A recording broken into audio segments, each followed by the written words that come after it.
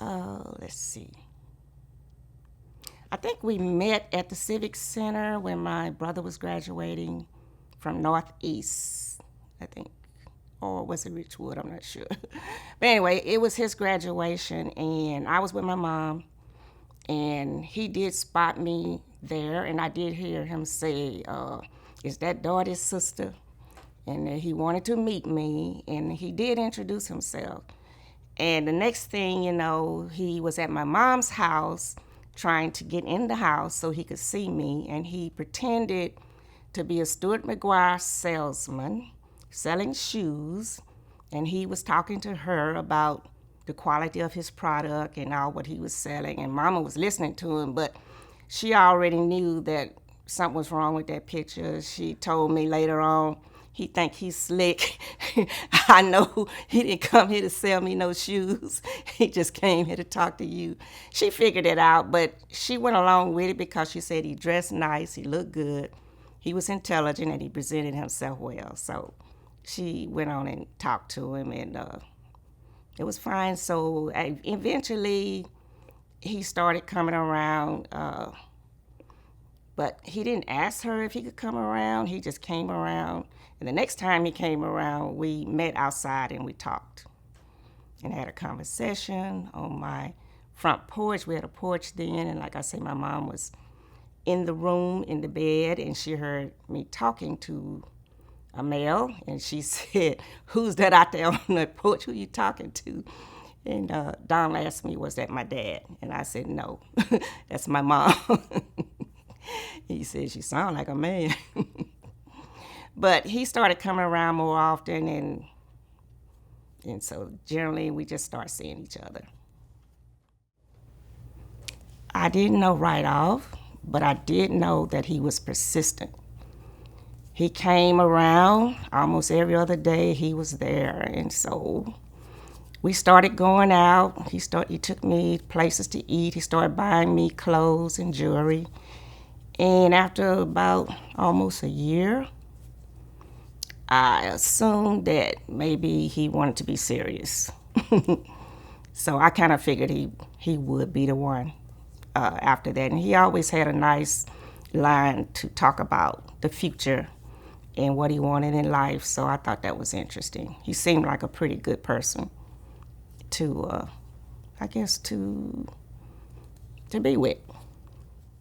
Well, we used to meet at the Civic Center because during that time they had a water fountain, and it was beautiful, and it had many colors, and it was very attractive, and we liked to sit and watch the water fountain. And as we sat, he would always talk about what he wanted to be when I guess after he finished college, how many, well, not how many children he wanted to have, but he talked about his education and getting married, and he didn't mention having kids. He always talked about the plans for our life, so that was one of his major topics. I generally just listened because I didn't have any real plans at that time, but he had a lot of plans. And I noticed that he was a dreamer, and that's what I assumed about him. I said, well, he has a lot of dreams. Okay. What did that mean to you? Did it impress you at all that he was? It did, because I know without a plan, you have to first have a dream, and he did have that. At least I knew he wanted to be somebody. He wanted education. He wanted to be with somebody whom he said was smart, and he considered me being smart. He talked about my grades, and like he said, he always wanted somebody who was smart because he didn't want to have kids that were not smart. So, but I mean, he was good at talking about what he wanted in life, and I was a good listener at that time. First of all, I wanted an education. I wanted to finish school and to get a master's degree in whatever subject I decided to major in.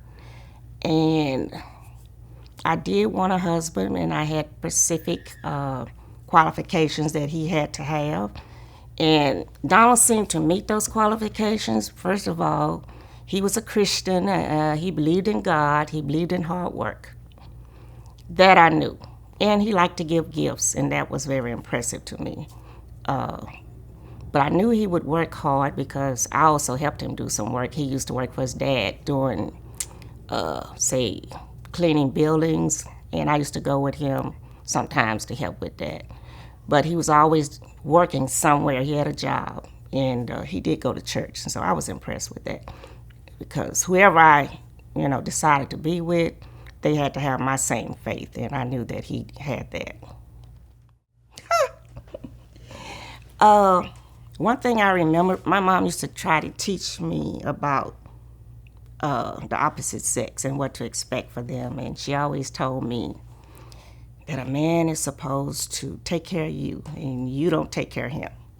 And she used to tell me, don't ever give him your money because he's going to expect you to give him money. So I was afraid to give him any kind of money, any change. I made sure I didn't do that. I didn't want him to get the impression that I would be supporting him. So I did remember that. I always remember that. And she said, never do anything that you don't want to keep doing. Don't start anything that you don't want to keep doing because they will expect that every time. So I did learn that. And she was a good cook. And I tried to be a good cook just like she was. And I watched her, and I got a lot of my methods of cooking from her, which I did get from her.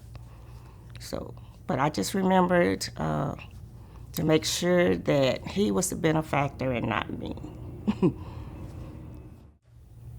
I wanted somebody who had integrity, intelligent, honest, and faithful, and believed in God. He also had to have a job. He had to work hard. And he had to take care of the family, the children, and myself. And he had to blend in with my family. So he met that criteria. He really got along with my mom really well and my brothers. So he seemed like a pretty good person, to make a future with. I remember when we were at Southern University, I was a freshman and he was a sophomore. And back then, couples used to just go walking on campus, and we were walking one night on campus. And we started to sit down somewhere in a spot that we thought we were by ourselves. And all of a sudden, I looked up, there was a crowd of men around us.